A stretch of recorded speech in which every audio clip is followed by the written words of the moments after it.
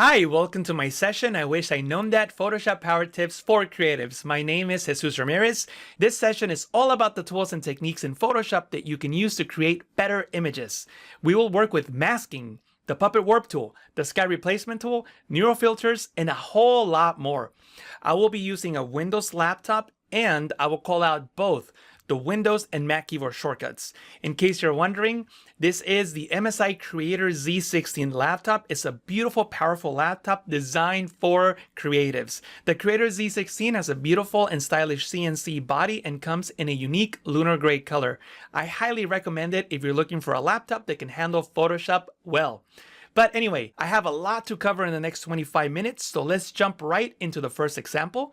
This is an image that we're going to work with. As you can see, we have this lady running up across this image, and one of the best things that you can do when working on a photograph is separate the main subject from the background, because that gives you more flexibility on the types of effects that you can apply to the image. Let me show you what I mean by that. Start by making a selection out of the main subject. One of the easiest ways to do that in Photoshop is by going into the select menu and choosing the subject command. This command uses artificial intelligence known as Adobe Sensei, which analyzes the image and it makes a selection out of the main subject. The selection is not perfect, but it does a fantastic job to get you started. One of the things that you can do to analyze your selection is press the Q key on the keyboard to enable the quick mask mode. Anything that you see in red will not be selected, and everything else will have its normal color. So what you can do now is zoom into the image and analyze it to see if it selected the actual foreground or the main subject. You can then edit the selection by going into the brush tool and selecting either white or black and painting over the image. So in this case, you can use the left and right bracket keys on the keyboard to resize your brush if you like. And I'm just tapping on the left bracket key there on the keyboard, and I can paint with white to reveal these areas that were not selected. And obviously in your image, spend more time fine-tuning these small details, but for this session, I'm not going to spend too much time doing that. When you're ready, you can press the Q key once again, bring back the selection. And it looks like I need to deselect this area here, so I can tap on the X key on the keyboard to make my foreground color black, and I can paint away that area there. When I press the Q key once again, you'll see that that area is no longer selected. I can double click on the hand tool to fit the image to screen, and you can see that we have a great selection around the main subject of the image. What I'm going to do now is go into the channels panel and save this selection. You can save a selection from the channels panel by clicking on this icon. It looks just like the layer mask icon. When you click on it, you'll notice that there's this alpha channel now saved, alpha 1. And notice the keyboard shortcut here on the right, Control 6. If you're working on a Mac, you'll see the Command 6 option. But this is telling you what keyboard shortcut you can use to select the selection. So if you press Control 6, you'll select this particular alpha channel. But if instead you hold Control Alt and the number 6, you'll actually select that channel. Let me show you what I mean by that. I can press Control Alt and the number 3 and I'm selecting the red channel. But if you want to select or make a selection out of the saved alpha channel, you can press Control Alt and the number 6, and I'll quickly make a selection out of the particular channel. You can also do that as you're working on your regular image.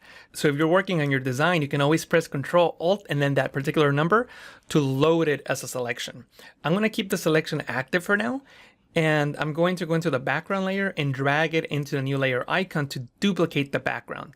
Then what I'll do is on this background copy, I'm going to click on the new layer mask icon to make a selection out of that layer mask. You can see from the layer thumbnail here that I have a silhouette of the runner. In other words, the background gets removed and we keep the runner on this layer. The selection doesn't need to be perfect. We can fine tune it at a later point.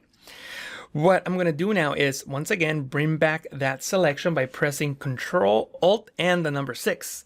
With the selection active, you can go into Select, Modify, and Expand. So we can expand that selection. You can expand it 2 or 3 pixels. What you really want to do is expand the selection so that you have space between the main subject and her body.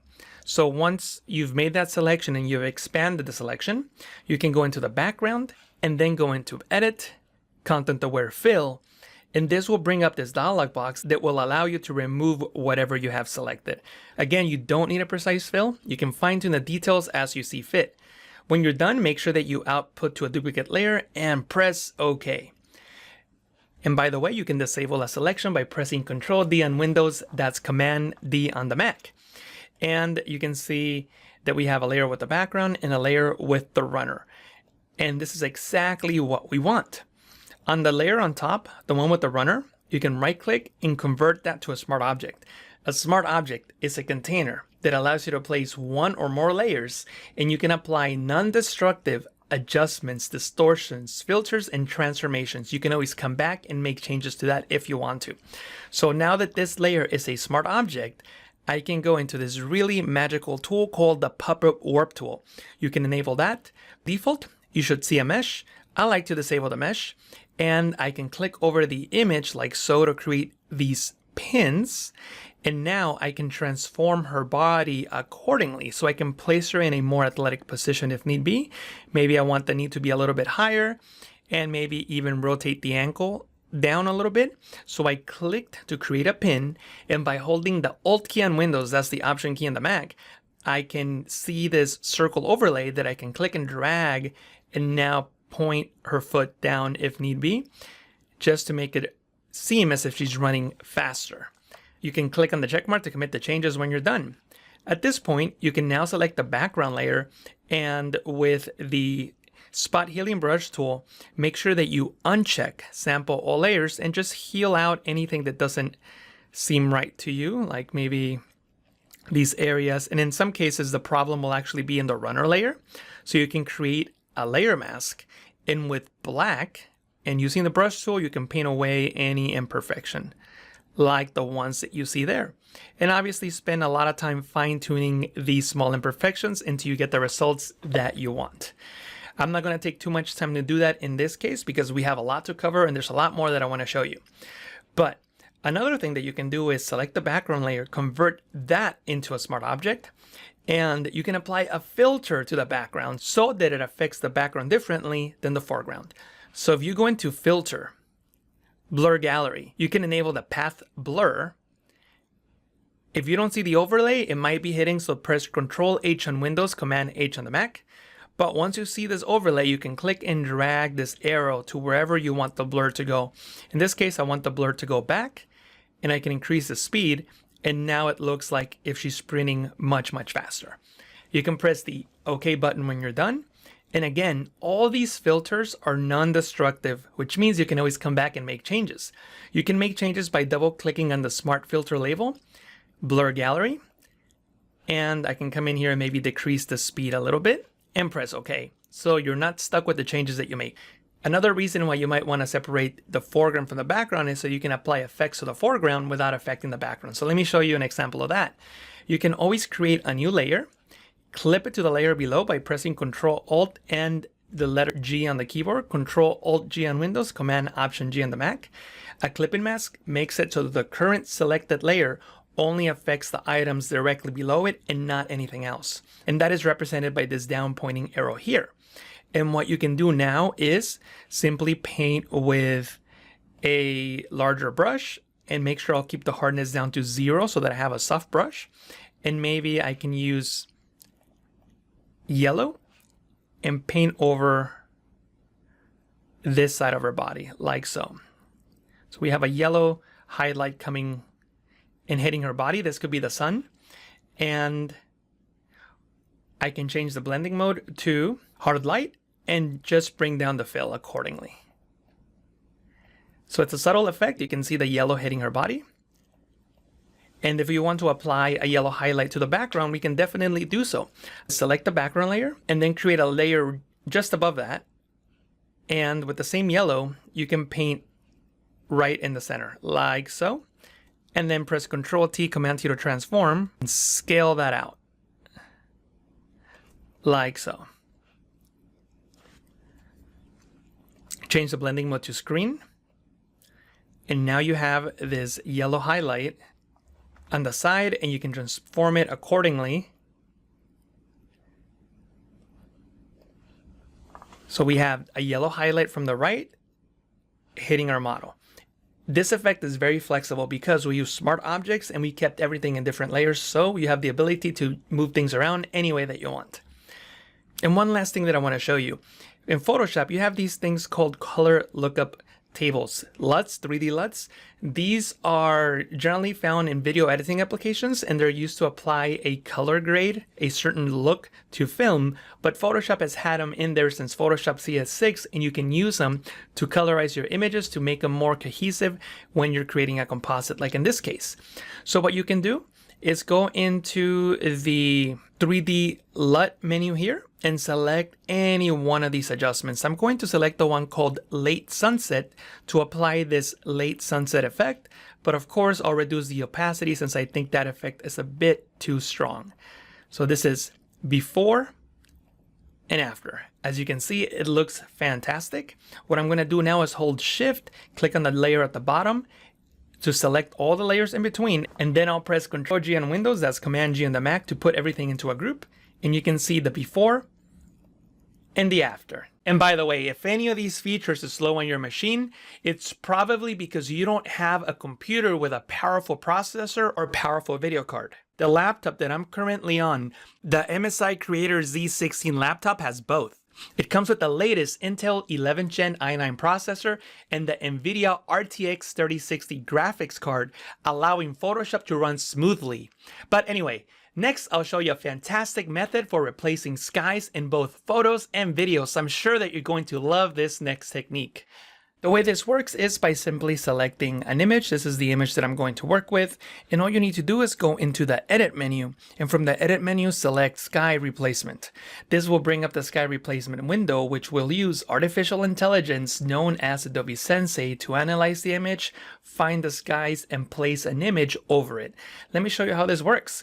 With this down pointing arrow, you can see all the different skies that Photoshop comes with, and you can actually install even more. So let me talk about that for just a moment.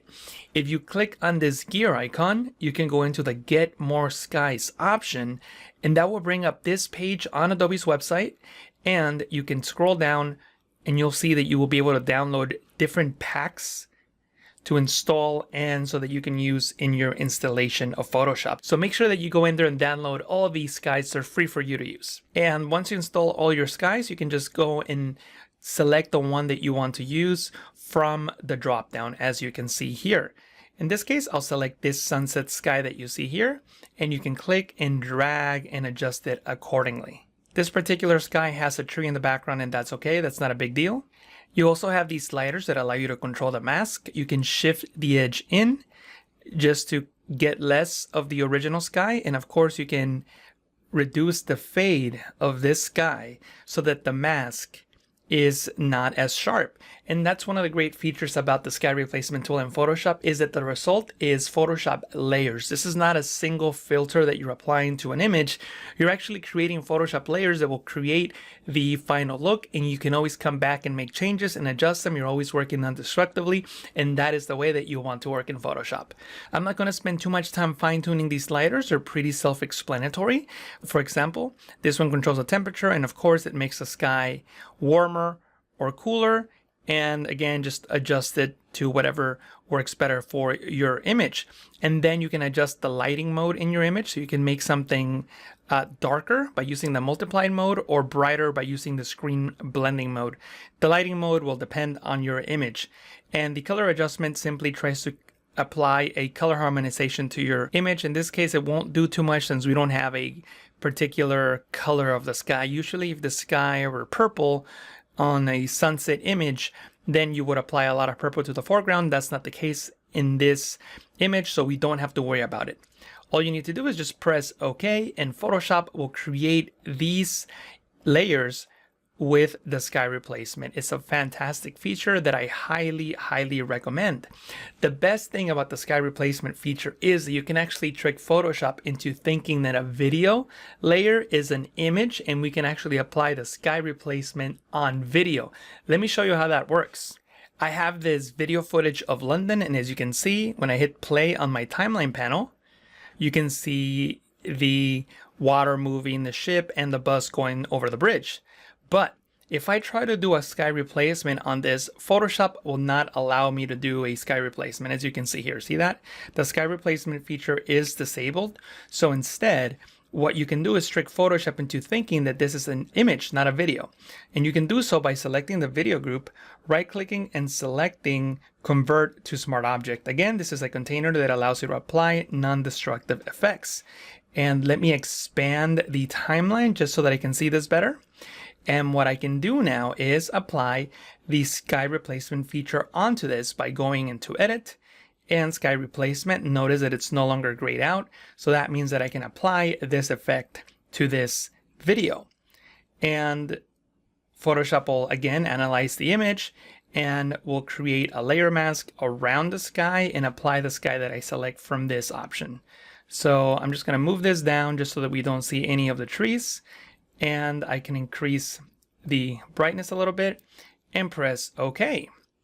Now when I hit play, you'll see that Photoshop has replaced the sky on this video file. You can export a video in Photoshop by clicking on the 4-line icon in the timeline panel and selecting Render Video. So this is a fantastic feature that you can use on your videos. The only caveat is that the video footage needs to be still. It needs to be shot on a tripod. Photoshop will not motion track the video.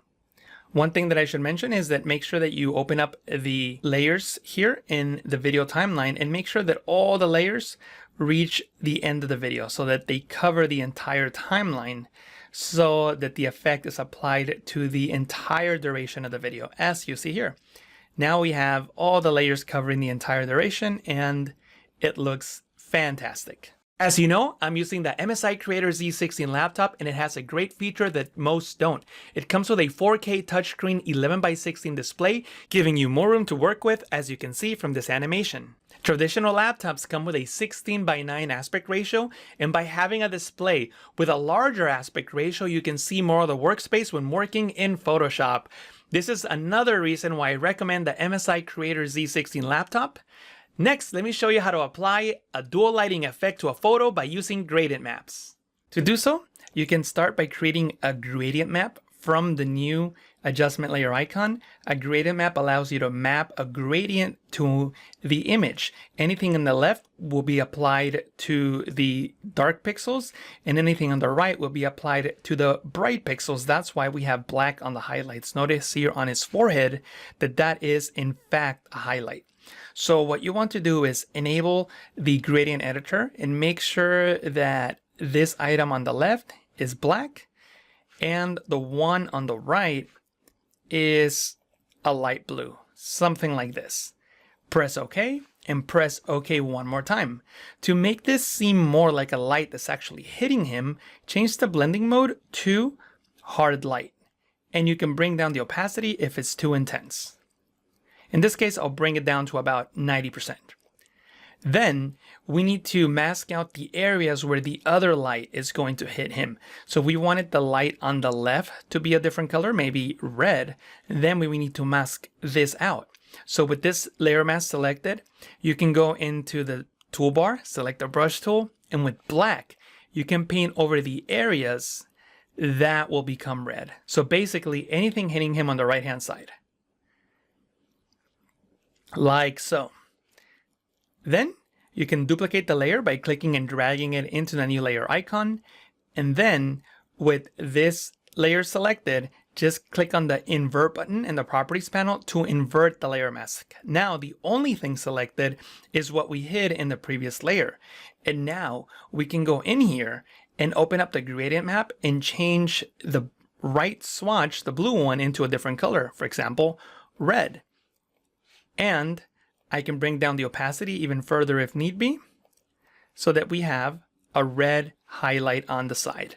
And the best thing about all this is that it's completely editable. All we need to do is change the adjustment layers if we want to change the color. For example, if we wanted to go back into the original gradient map, we can double click here to the side, open up the swatch. But before I do so, I'll just move this over to the right, and I can just click and drag on this and you can see how it affects the image. So you can select the color that best works for your design. When you're done, press OK and press OK one more time and the changes will be applied. So this is a fantastic way of applying a dual lighting effect to your photos in Photoshop. What I'll do next is show you how to do the opposite. If you're working with an image that already has a lighting effect applied to it, but you want to normalize the image so that it doesn't have a lighting effect, let me show you a cool trick. To remove the lighting effect from this image, all you need to do is desaturate it. You can desaturate an image by going into Image, Adjustments, and Desaturate. That will desaturate the image, but now we need to bring the color back. To bring the color back, we can use one of the new features in Photoshop, which is the Neural Filters.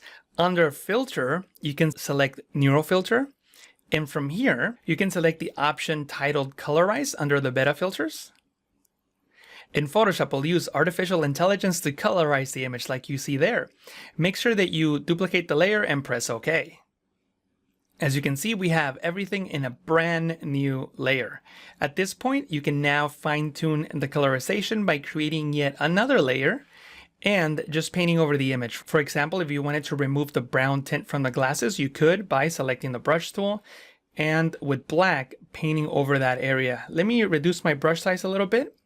And I can just paint with black like so, but obviously you will need to change the blending mode to color so that you change the hue and saturation of these pixels to black, but not the luminosity. The luminosity is controlled by the layer before. And you can just fine tune this accordingly. And obviously I'm going quickly here, but I think that you get the idea. See that as I paint over the image, I remove the brown tint, but I apply a more natural looking color for the sunglasses, as you can see here. I'll double click on the hand tool to fit the image to screen. This is before and after. Obviously you can spend more time fine tuning the image to get better results, but this is how you would go about removing a color effect from a portrait in Photoshop. Let me now show you an often overlooked tool for compositing. In this image, I have a background image and a train.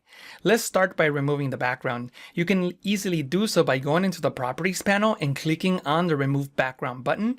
Again, this will use artificial intelligence known as Adobe Sensei to select the main subject and then apply a layer mask to it. And thus the background will be removed, as you can see here. Then you can right click and convert it to a smart object so that we can work with this layer non-destructively. Then I'll go into the edit menu and select Perspective Warp. Now I can click and drag to create these grids. So I'll quickly create two grids, and I need to make sure that these grids match the perspective of the train. You don't have to be precise, but you need to be close enough that the perspective matches. And I'm using the actual lines that are found in the train to match the lines in the grid, as you see here. The better job that you do at matching these lines, the better the transformation will be, but don't spend too much time because at some point you'll get diminishing results. You need to be accurate, but you don't have to spend all day trying to be perfect. So once you have the train matched up, you need to click on the warp button, and now you can click and drag on these points to transform the train, as you see here. And what I'll do in this case is I'm just going to try to match the lines here as best as I can so that it looks like the train is actually sitting on those tracks. And I'm trying to match these converging lines so that they all converge at the same point right about here. So this is really what I'm trying to do. I'm just trying to match the perspective of this train as best as possible. And it may take you a little bit of fine tuning to get the right angles. But after a little bit of fine tuning, you should be able to change the angle so that it matches the background like I've done so here. This is before and this is after. Now the train looks like it's sitting here. The train does look a little distorted. So what I will do is I will place the pivot point, the reference point, by enabling it first and then dragging it to this area here and holding Alt and Windows option in the Mac and scaling in perspective just so that it matches a little bit better. Remember that we used a smart object, so that means that I can double click on the perspective warp label and continue making adjustments. Like I said before, Keep fine-tuning these results until you get something that looks good to you. Make sure that you check out the Creator Z16 Laptop if you're looking for a powerful computer that can handle Photoshop well. Again, my name is Jesus Ramirez. You can find me at the Photoshop Training channel on YouTube. Thank you so much for watching.